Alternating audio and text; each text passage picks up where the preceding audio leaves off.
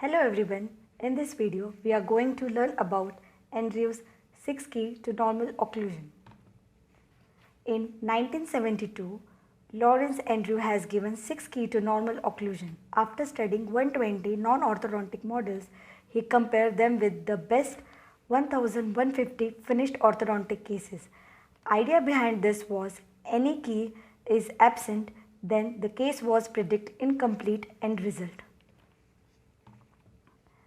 Andrew's 6 key to normal occlusion are molar relationship, crown angulation, crown inclination, rotation, tight contact and occlusal plane. First key, molar relationship. Distal surface of distobuccal cusp of upper first molar comes in contact with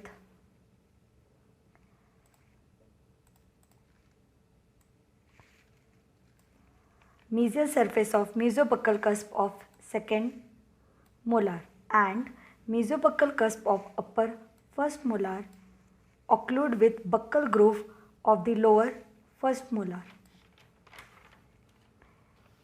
Remaining canine and premolar has a cusp embrasure relationship buccally and cusp fossa relationship lingually.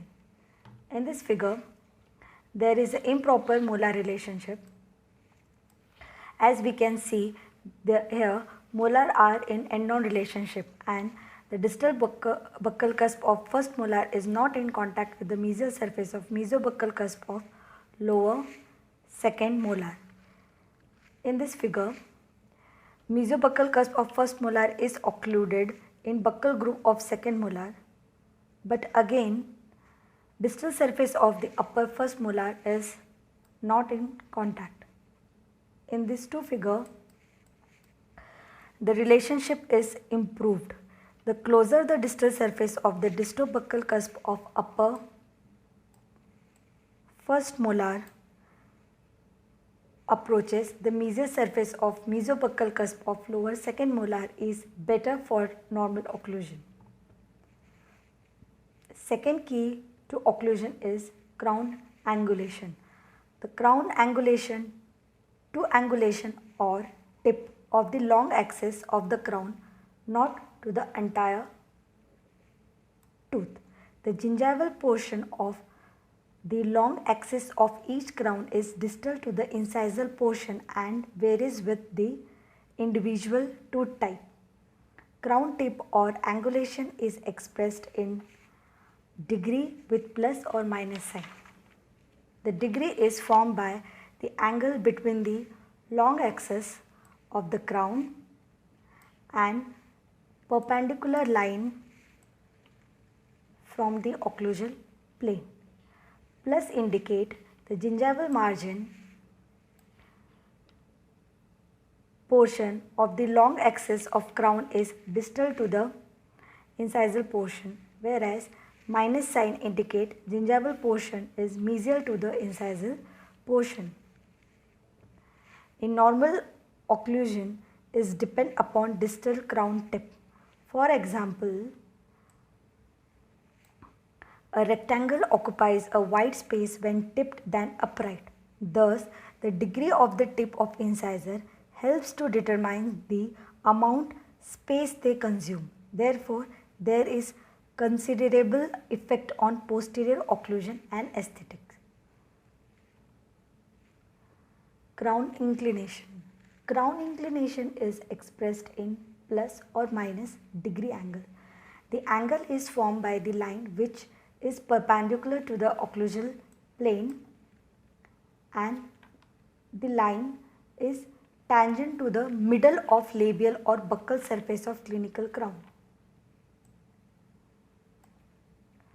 A plus reading is given when tangent line is lingual to the incisal portion and minus sign is given when the tangent line is buccal to the incisal portion.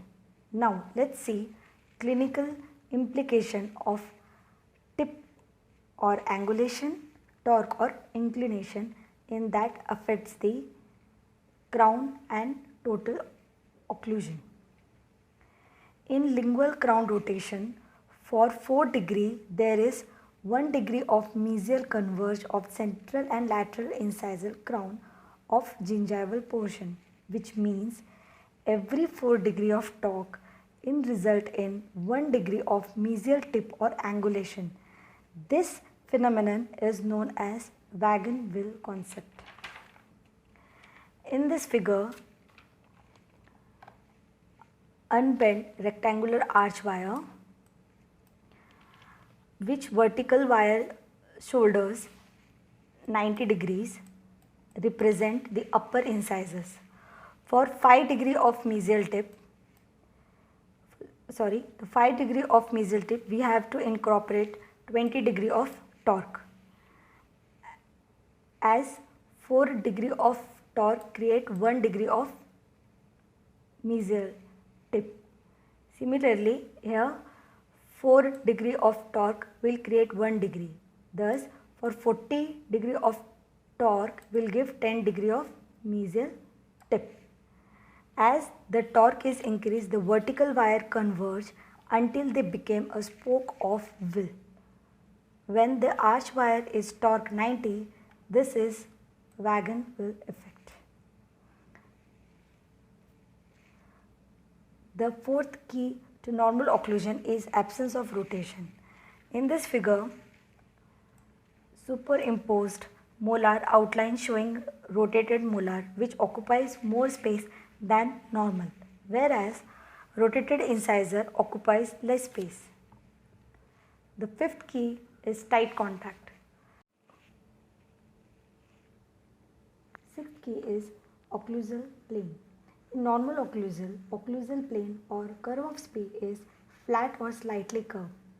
Flat curve of Spee should be a treatment goal as a form of overtreatment. In flat curve of Spee, intercuspation of teeth is best.